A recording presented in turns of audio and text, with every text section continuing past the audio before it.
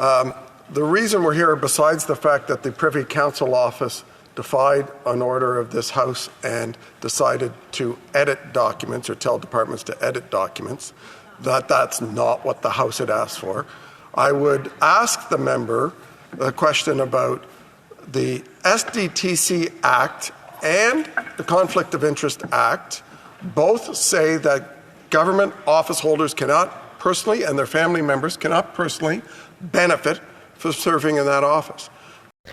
Hey everybody, welcome back to the channel. For today's video, we're going to be taking a look at a whole lot of gaslighting, fear-mongering, and hypocrisy coming from none other than Karina Gould. Now, if you've been following the SDTC scandal at all, you'd know that the Speaker of the House just ruled that the government violated an order to provide proper documents, as you heard from Rick Perkins there. The documents that were provided were heavily redacted. Now the Speaker has stepped in to request them to properly come in so that they could hand them over to the RCMP. Well, the Liberals do not like this, and Karina Gould tries her hardest to fearmonger and paint the Conservatives as the real danger to democracy. So just take a look at this. The Governor, or the Auditor General, found 82% of transactions that she audited were conflicted, totaling $390 million of money that went to a Liberal appointee's own companies in a conflict and spent outside of the contribution agreement. So can that member comment about the criminality aspect of the breach of the Conflict of Interest Act and the SDTC Act? Mr. Speaker, this is a terrible precedent set by the Chamber today. I have made my points clear in my original statement, but I would like to reiterate a number of them. The RCMP and the Auditor General have both expressed their extreme discomfort with the blurring of the lines between the separation of power of the legislative and judicial branches of government. This is, quite frankly, an abuse of the power of this place that is trampling on the charter-protected rights of Canadians. I would have liked to have thought that all members in this chamber, our honourable members, would like to live in a country where politicians do not use their extraordinary powers to bypass the judicial oversight that law enforcement requires to include on the charter rights of Canadians. Now, I typically don't get too heated when I watch any of these House of Commons things, but this woman had the nerve to say everything that she just said after we have been dealing with recovering from the past 2-3 years now of their government's decision making. Is just mind-blowing. And then she goes on to talk about the only places that would do such a thing would be a dictatorship. That's exactly what your government would love. Your leader in particular would love to be a dictator. You guys constantly are saying you're listening to the people, yet you've done nothing to benefit the people of the country at all. You've only done everything to benefit yourselves. But it gets a lot worse. Just take a listen. I do not know of any democracies in which politicians decide who or what is to be investigated by law enforcement. The only countries that I know of that do this are dictatorships. And I, for one, believe that every member in this chamber should be as alarmed as the RCMP were when they expressed their view that they should not receive these documents without the required charter protections. Mr. Speaker, this is an extremely dark day for this House and a very troubling day for democracy in this country. And I would submit that the actions we are seeing... Order from the Honourable Member South Shore St. Margaret's. Point of order. Point of order. The government House Leader is now questioning the ruling of the Speaker. She's questioning the ruling of the Speaker by what she's saying. Okay. Speaker, that's not true. I'm not questioning the order. I'm expressing my dismay with it. And I would submit that the actions we are seeing from the Conservatives in opposition to to trample the charter-protected rights of Canadians is just a glimpse of how they will act if they were to ever form government. That's right. The Conservatives talk a lot about freedoms, but today they are starting to demonstrate the freedoms that they will take away from Canadians. Now, before we continue listening to all the stupidity that she's saying, she's going to start rattling off a long laundry list of things that the Conservatives are going to take away from you. Mind you, this is all the things that her government, the Liberal government, have already done, and I'm going to be showing that in this video. But this fear-mongering tactic of theirs is something they've been using for the past, I don't know, year and a bit. They started off with the notwithstanding clause in Pierre, saying he's going to take women's reproductive rights away, their Charter of Rights away. They've been talking lately about the pensions, the healthcare, dental, abortion again, they bring up a lot. Yet just to make this clear, this is not a conservative motion that they put forward towards the Speaker of the House to get approved by. This was voted on by majority of the parties. All of them want to know what's up with the documents, why they're all redacted, what is being hidden, how deep does this scandal actually go. But time and time again, the Liberals prove to us that they can't be trusted. But as I said, listen to Karina Gould here, and I'll show you where she's lying through her teeth. If they are willing to start by taking away the right to privacy, we made a commitment to ensure that there is a national standard for a proof of vaccination certificate. what's next? Freedom of association, security of person, movement. So unless people have a medical exception, they will not be able to board a plane or a train in Canada if they are unvaccinated. Freedom of expression. If this is where they begin, Canadians should pay very close attention to where the Conservatives end when it comes to overriding the charter-protected rights of Canadians. There are many, many reasons, and he goes over the arguments of both sides just to give people a sense of what parts of the Charter we're talking about. We're talking about Section 2B, which is the freedom of expression. Freedom of expression. But in terms of freedom of expression and search and seizure, that's where he found there were infringements. Mr. Speaker, in conclusion, I call on the members of this chamber to do the right thing. Mr. Speaker, parliamentary powers reign supreme.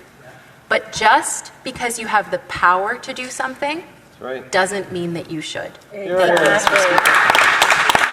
The federal government has invoked the Emergencies Act to supplement provincial and territorial capacity to address the blockades and occupations. I want to be very clear. The scope of these measures will be reasonable. A federal court has ruled the government's use of the Emergencies Act during the convoy protests back in 2022 was not justified. Thank you, Mr. Speaker. That's the most incredible thing I've ever heard. And the incredible defense of $390 million of taxpayer money by Liberal appointees, the government House Leader decides to do a smokescreen. So I'd like the government House Leader to answer what level of theft of taxpayer money is something that is a breach. So almost $400 million of Canadian taxpayer money is wrapped up in this scandal. And that's only at the half sample size that the Auditor General took a look at. She didn't even see all the transactions. So at the full gambit, it could potentially be double, if not closer to $850 million of Canadian taxpayer money. This isn't a concern for the Liberals or Karina Gould in general, I guess. She would much rather give you this song and dance about your freedoms, a Charter of Rights, and your privacy being taken away by the Conservatives.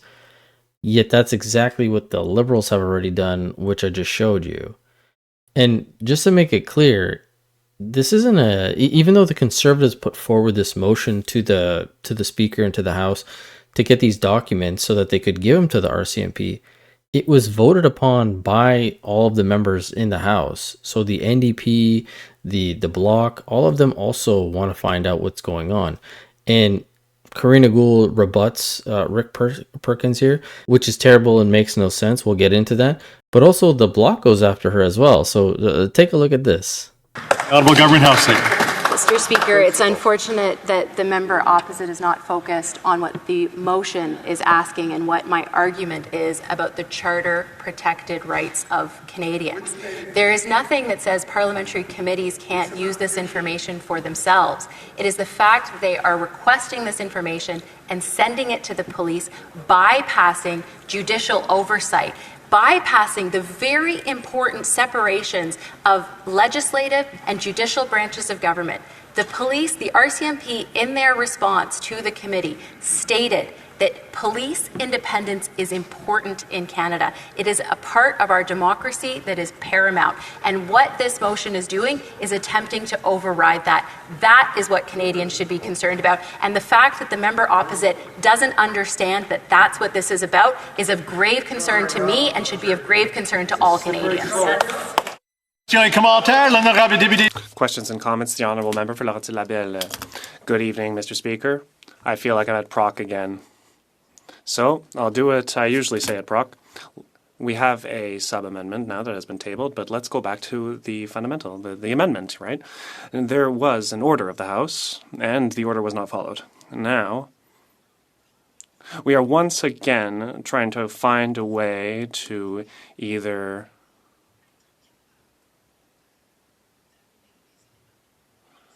not get the things that we need. And to what end? Well, we need this kind of information. When there is mention of the RCMP, Mr. Speaker, the RCMP will decide what it wants to do with the information it has, and there is a House order, and a House order must be complied with. So for the sub-amendments here, I feel like it's a broken record. I've been on the Proc committee for 2 years, and I think that once again Proc will have to shine a light on this. You know, I really enjoyed listening to Marie Helen here, as well as Julie Vignola, which you'll hear from a little bit later, because these ladies from the Bloc were just talking common sense. As Marie mentioned, the main amendment was that the order was put in to have these documents given to the committee, yet they came back all redacted. So the government violated the order, and they had multiple chances. The first one happened in July, then it happened in August, and then again, September, I believe 16th was the last time, which is why they put forward the motion to the Speaker for his ruling. But even with all that being said, if we take away Marie here and her common sense and the amendment, if we look at what Karina Gould is saying, that doesn't make any sense, because giving these documents to the RCMP for them to help them find any criminal action of $400 million of taxpayer money as of right now, that's just like you're calling an anonymous tip line to the police. Or if you had some information that would help with an investigation, you're just giving it over to them. I mean, I'm sure the RCMP already does that clearly when they're working with other law enforcements or other entities, and they get information about terrorist attacks or this or that. Like, that's not breaking anyone's privacy. But Karina tries to double down and say this is a misuse of the RCMP when another Conservative member lays into her about how they've been actually misusing the RCMP this whole time. Thank you, Mr. Speaker. And while the colleagues on the opposite side laugh about interfering with police work, it's actually a very serious matter, Mr. Speaker. And there is a very good reason why there is a separation between the legislative branch of government and the judicial branch of government. And what the Conservatives are putting forward is absolutely trying to interfere with that separation and that independence. That is extremely concerning to me, and I think all members should be concerned. And I would ask my honourable colleagues, when they go home tonight, to look themselves in the mirror and to ask whether they are comfortable with the fact that they are setting a new precedent in which this chamber has decided that they should override the rights of Canadians. Thank you, Mr. Speaker. Question commentaire, the honourable member for Sarnia-Lambton. Thank you, Mr. Speaker. Mr. Speaker, it's unbelievable to me that the government House Leader got up and is worried about charter rights and freedoms when this government's violated every every single charter right there is. Freedom of expression with C11 and C63, the mobility rights of millions of Canadians, life and security of the person. I could go on and on. And then she says she's concerned to make sure there's separation with the RCMP. When has the RCMP been separated from this government? In the We Charity scandal, when the Prime Minister took an action that benefited him, his wife and his brother and his mother, which is against 119(1) of the Criminal Code. What about SNC-Lavalin? When did they start taking action? 4 years after the event? So how can she look herself in the mirror and not see the problem on that side? Yeah. Now, some of you may or may not remember, but I actually added this clip to my last video.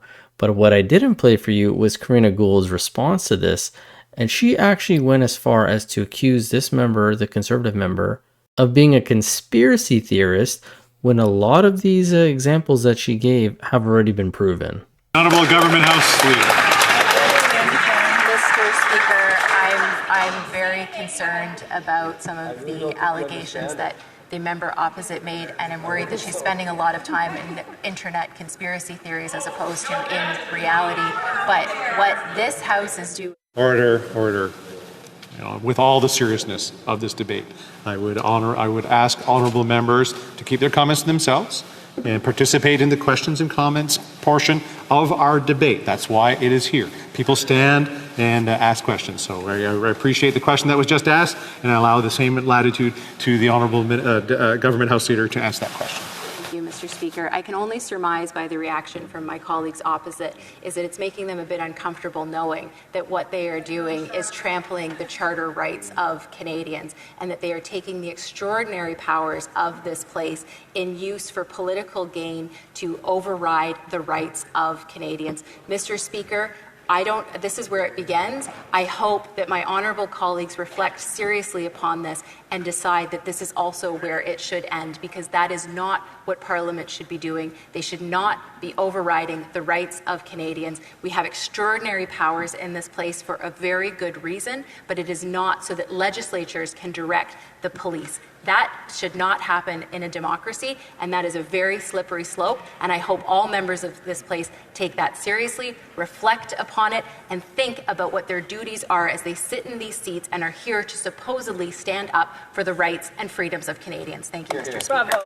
No, Karina, I think the only people that are uncomfortable is you and your party, because if these documents actually do come out unredacted and they get put into the hands of the RCMP, I think you guys are uncomfortable with what the end results may be. As I've stated before, this whole scandal, the STDC scandal, is probably the one that's going to topple the government if the bloc actually doesn't put forward the non-confidence vote and trigger an early election.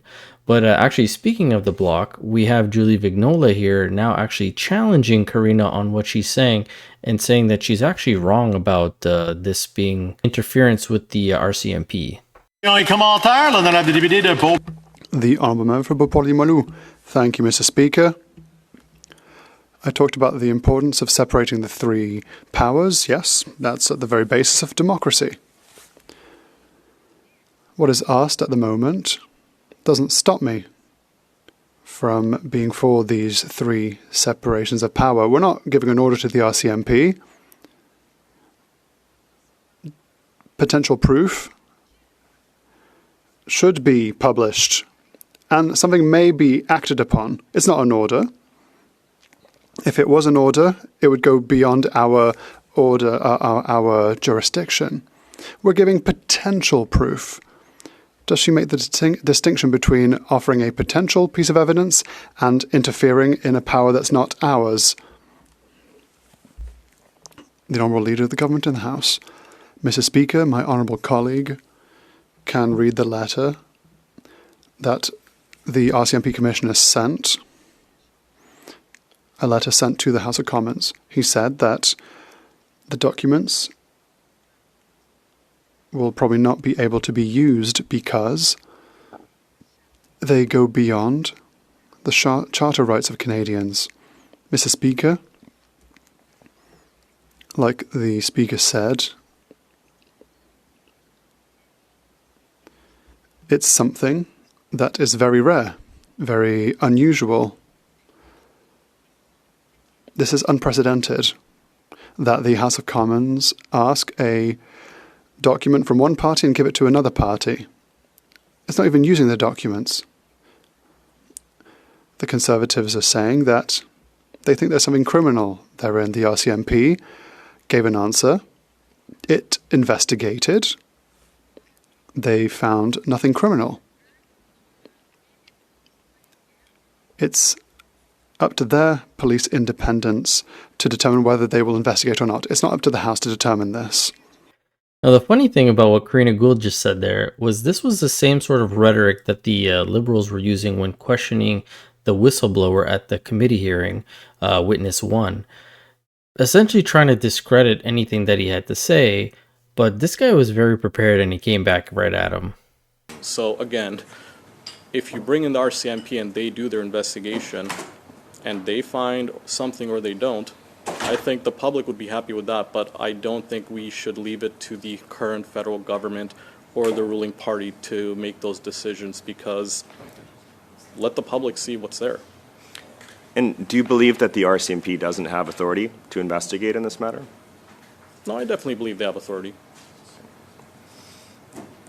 The RCMP commissioner also stated in their letter from July 25th that after careful review of available evidence, like the OAG's report on SDTC, along with reports by ISED and any public available information, they did not identify any criminal offenses or evidence of criminal wrongdoing at that time in relation to any specific individual organization related to the SDTC matter. Would you care to comment on this?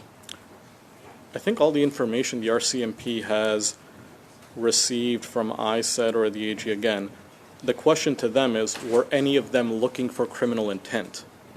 Right? So it's one thing to say no criminal intent was found, but the question to ask the AG or anyone else is, were they looking for criminal intent or were they not? Because if you look at the scope of the RCGT report or the Auditor General's report, that was not in their scope or mandate. So that doesn't reconcile with the secondary, because unless someone was actually looking for that and nothing was found, okay, sure, but that hasn't happened yet. So it's one thing to say nothing has been found as of yet, but that obfuscates from the fact that nothing has been looked into for that matter.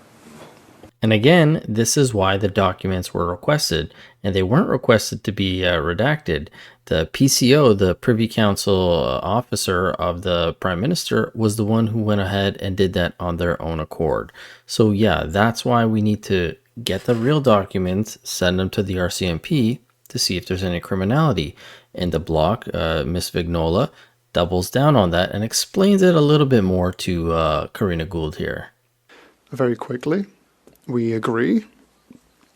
The Parliament's power is to ask for documents. And its only limit is the good judgment of the House. The RCMP can decide to use the documents or not, and that's their right. Asking for documents and providing them isn't interference in the judiciary. It's giving the tools that there might or might not be leave for the judiciary to act. If that's interference in the judiciary, anyone who finds a weapon and who gives it to the RCMP might be interfering in the judiciary. If tomorrow morning I find a bloody knife and I give it to the RCMP, as I'm a legislator, do I interfere in the judiciary? It's a very fine line. But that's not where we are. We haven't quite reached that point yet. The government wants to limit the powers of the power of the members of this House, those who represent Canadians and Quebecers. And the reason they're trying to do that is because they're terrified of what actually will come out when the documents are unredacted. And we saw this doubling down from Karina Gould's part over the weekend. She actually released her own little walk and talk to the camera video where she reiterated the same thing about your Charter of Rights, the freedoms, your privacy, how it's about to be taken away by the Conservatives if they go through with this. Even though the Speaker of the House already made his ruling, she still went out and made this video. It's just mind-blowing. But as always, this is just my opinion on the whole situation. Let me know what you guys thought about all this in the comment section below, and I will catch you guys on the next one. Thanks so much.